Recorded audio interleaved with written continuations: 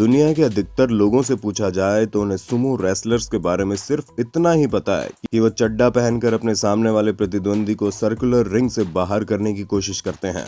और इसके बाद अगर किसी से इनके बारे में कुछ पूछेंगे तो उस इंसान के तोते उड़ जाएंगे, क्योंकि सुमो रेसलिंग जैसे एंटरटेनिंग स्पोर्ट्स के बारे में शायद ही कोई ये जानता होगा कि सुमो रेसलिंग ने बुरी चीजों को दूर करने के लिए अलग अलग रस्में निभाई।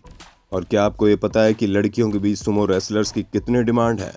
सुमो रेसलर्स के बारे में इससे भी ज्यादा हैरान करने वाले और कई सारे फैक्ट्स आपको हमारी आज के इस वीडियो में देखने को मिलेंगे। बस अंत तक बने रहिएगा। Sumo wrestlers and girls. अक्सर लोगों को लगता है कि मोटे लोगों को ज्यादा लोग पसंद नहीं करते हैं, पर सुमो रेसलर्स को कोई पसंद ना करे ऐसा हो ही नहीं सकता। जी हाँ, अपनी जायंट बॉडी वाले ये रेसलर्स लड़कियों के बीच काफी ज्यादा पॉपुलर हैं और कई सारी लड़कियां इन्हें अपना बनाना चाहती हैं। सुनने में यह बात भले ही अजीब लग सकती है, लेकिन वाकई में जापान में मोटे लोगों को काफी पसंद किया जाता है और इनका ब्यूटी कॉन्सेप्ट भी हमसे थोड़ा सा अलग है। क्योंकि भले ही पूरी दुनिया में लड़कियों को 6 पैक एब वाले लड़के पसंद हो, लेकिन जापान की लड़कियां तो सुमो रेसलर्स की बाहर निकली हुई तोंद पर अपना दिल हार जाती हैं। इसी वजह से तो वहां पर सुमो रेसलर्स की काफी ज्यादा इज्जत है। Rituals in the rings. दोस्तों, हम आपको ये बताना चाहेंगे कि सुमो रेसलर्स को रिकीशी के नाम से भी जाना जाता है और सुमो रेसलिंग में फाइट करने का तरीका बिल्कुल अलग होता है, क्योंकि वहां पर आपको रिंग के अंदर जाते ही रेफरी के गो सुनने के बाद एक दूसरे पर टूट नहीं पड़ना होता है, बल्कि रिंग में जब दोनों रेसलर्स अपनी अपनी जगह पर अपने पैर जमा लेते हैं तो उनके पास एक खास तरह का पानी और पेपर लाया जाता है। पानी से वो कुल्ला करते हैं और पेपर से अपना मुंह पोंछते हैं। इनका मानना है कि ऐसा करने से इन्हें शक्ति मिलेगी, जिसके बाद वो अपनी जगह पर खड़े होकर उठक बैठक करते हैं ताकि ये दिखा सके कि उनके पास कोई भी हथियार नहीं है। यहाँ तक कि रिंग में नमक छिड़का जाता है ताकि शैतानी शक्तियों को लड़ाई से दूर रखा जा सके। और ये लोग फाइट शुरू करने से पहले शिको नाम की एक्सरसाइज करते हैं, तब जाकर कहीं इसकी फाइट शुरू होती है। यानी कि रेसलर के रिंग में उतरने के बाद इस तरह की रस्में पूरी हो जाती हैं, जो इनके लिए बहुत ही महत्वपूर्ण है। Special diet. दोस्तों, एक साधारण सुमो रेसलर का वजन करीब 150 से लेकर 160 किलोग्राम तक होता है, पर इन्हें ज्यादा से ज्यादा वजनदार होना होता है, क्योंकि सुमो रेसलिंग में कोई भी वेट कैटेगरी नहीं होती, जिस वजह से आप जितने भारी हो आपको उतना ही ज्यादा फायदा मिलता है।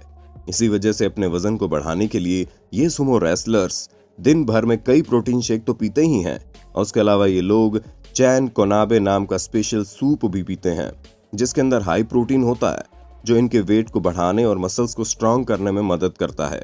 यहाँ तक कि इसे बनाना भी काफी आसान है, क्योंकि खास तरह की मीट और सब्जियों को डालकर इसे कुछ ही मिनटों में तैयार किया जाता है, और इसी वजह से ये सुमो रेसलर्स का सबसे फेवरेट फूड आइटम होता है। Prizes for the champions.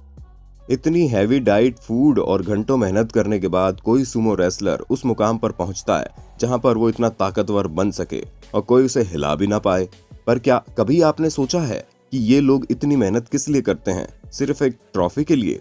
नहीं दोस्तों, ये जो इतना बड़ा कप मिलता है, ये तो उनको मिलने वाली चीजों का एक छोटा सा नमूना होता है, क्योंकि सुमो रेसलिंग में अलग अलग कैटेगरीज होती हैं, जहां पर जो फाइटर उस कैटेगरी में अच्छा काम करता है उसे उसी हिसाब से ट्रॉफी भी दी जाती है।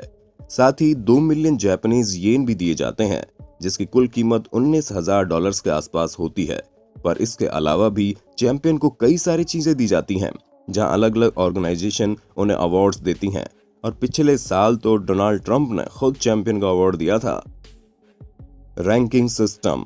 दोस्तों, जिस तरह किसी मल्टीनेशनल कंपनी में एक के ऊपर एक इंसान काम करता है, ठीक वैसे ही सुमो रेसलिंग में भी होता है। यहाँ भी जो रेसलर अधिक मैच जीत चुके होते हैं वो अपने से जूनियर रेसलर से अपना काम करवाते हैं। जैसे कि करीब 550 रेसलर्स अलग अलग डिवीजन में डिवाइड होते हैं, और उनके डिवीजन हर रेसलर द्वारा जीते गए मैच से तय होता है। जो जितने ज्यादा मैच जीतता है उसे उतने हाई डिवीजन पर रखा जाता है। इनमें सबसे हाई डिवीजन वाले रेसलर्स को माकुची कहते हैं, और उनसे लोअर वालों को जूलियो के तौर पर जाना जाता है। और इन दोनों ही कैटेगरी में आने वाले रेसलर्स अपने से सभी छोटे रेसलर से अपना काम करवाते हैं, जैसे कि अपने कपड़े उठवाना या फिर अपने पर्सनल सामान को उनसे कैरी करवाकर अपने आगे पीछे चलवाना। और जो कोई लोअर ग्रेड का रेसलर इन सभी चीजों से बचना चाहता है, उसे सिर्फ ज्यादा से ज्यादा मैच जीतने होते हैं बस। The highest rank. दोस्तों, जब रैंकिंग सिस्टम सुमो रेसलिंग में ही है तो जाहिर सी बात है कि एक सबसे हाईएस्ट रैंक भी होगी। और सुमो रेसलिंग की इस दुनिया में सबसे ऊंची रैंक वाले को योकोजुना या फिर ग्रैंड चैंपियन के नाम से जाना जाता है।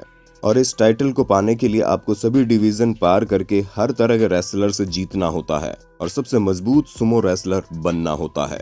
तब जाकर आपको ग्रैंड चैंपियन की उपाधि दी जाती है, जिसे पाना हर सुमो रेसलर्स का सपना होता है। और जो इसे पा लेता है उसकी ठाट बाट तो कुछ और ही होती है।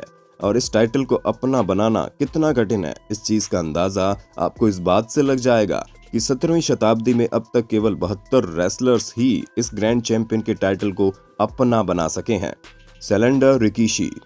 भले ही सुमो रेसलर्स का नाम आते ही हमें भारी वजन वाले रेसलर याद आए, लेकिन हम आपको बता दें कि ये तो अभी की बात है। एक समय ऐसा भी हुआ करता था जहां पर यह बात बिल्कुल भी जरूरी नहीं होती थी कि सुमो रेसलर बहुत अधिक मोटे हों, क्योंकि उस समय के रेसलर्स काफी मस्कुलर हुआ करते थे। यहाँ तक कि चियुनो फूजी मितुशुगो एक ऐसे सुमो रेसलर हैं जिन्होंने योकोजुना की उपाधि हासिल की। यहाँ तक कि 31 बार एम्परर कप के विजेता भी रहे। अपने करियर में 1000 से ज्यादा फाइट जीत चुके हैं। और ये सब कुछ इन्होंने कोई भारी वजन के साथ हासिल नहीं किया, बल्कि इनकी बॉडी मस्कुलर थी और ये मात्र 120 किलो के थे।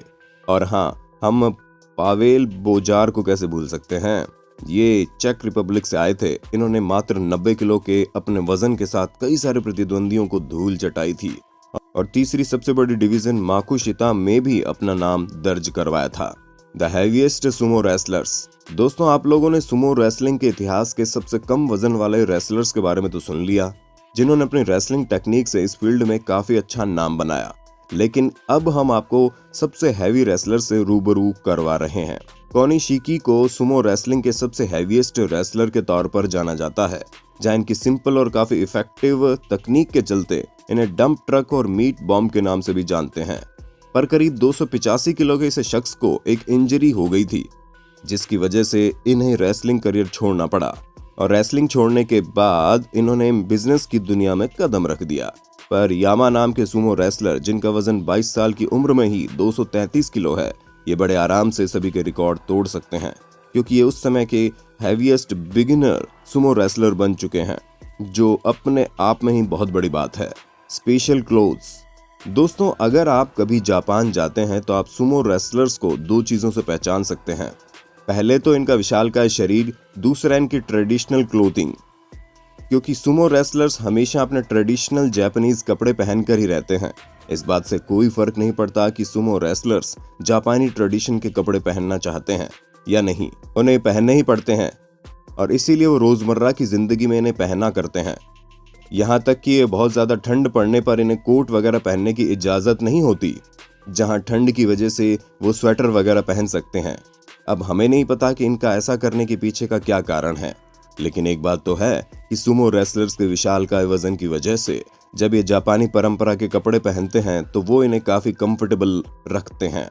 वरना इनका जिस हिसाब का साइज होता है, इसमें कोट पैंट इतना ज्यादा आरामदायक नहीं होता। Traditional hair style.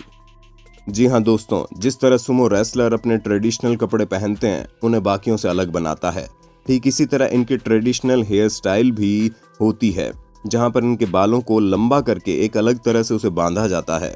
और इस तरह की हेयर स्टाइल जापान के बहुत ही कम हेयर ड्रेसर बना पाते हैं, क्योंकि इनके बालों को पूरा सीधा करके आपस में चिपका दिया जाता है और चिपकाने के लिए इसमें वैक्स लगाया जाता है, ताकि इनके बाल पूरी तरह से सेट हो जाएं और तब जाकर कहीं इनकी यूनिक हेयर स्टाइल बन पाती है। मावाशी। दोस्तों, जब सुमो रेसलर रिंग में जाते हैं तो केवल एक ही कपड़ा पहनते हैं और उसे मावाशी कहा जाता है, जहां पर बेल्ट के जरिए रिबन की तरह पैरों के बीच से कपड़े को निकाला जाता है और फिर इनके प्राइवेट पार्ट को पूरी तरह से पैक कर दिया जाता है, ताकि रेसलिंग के टाइम पर ये गिरे नहीं और ठीक तरह से बैलेंस हो जाएं। हालांकि जो टॉप डिवीजन के रेसलर्स होते हैं उन्हें सिल्क बेल्ट पहनने को मिलती है। वैसे हम आपको बता दें कि किसी भी सेरेमनी वगैरह में पहनने के लिए एक दूसरे की मावाशी भी होती है, जिन्हें केशो मावाशी कहा जाता है और कई बार इन्हें स्पॉन्सर्स द्वारा पेड भी किया जाता है। ठीक वैसे ही जैसे खिलाड़ियों को जर्सी में स्पॉन्सर्स पैसे मिलते हैं। तो दोस्तों आज के लिए बस इतना ही। उम्मीद है आपको सुमो रेसलर्स की इस अनोखी लाइफ के बारे में जानकर काफी हैरानी हुई होगी। बाकी आपको इनके बारे में जानकर कैसा लगा उसके बारे में हमें कमेंट में बताइएगा। और ऐसे ही इंटरेस्टिंग वीडियोस को लगातार देखते रहने के लिए अपने होस्ट और दोस्त सैम के इस चैनल को लाइक शेयर और सब्सक्राइब तो कर देना। धन्यवाद।